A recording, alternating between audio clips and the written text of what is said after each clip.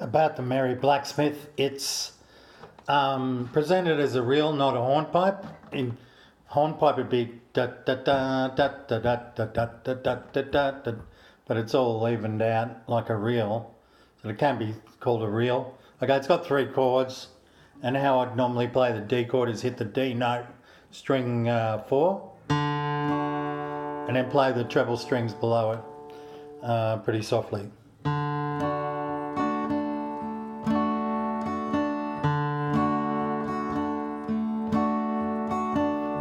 And the pattern would be possibly a few more D's than that. So D, 2, 3 and 4 and D, 2, 3 and 4 and D, 2, 3 and 4 and D, 2, 3 and 4 and the ands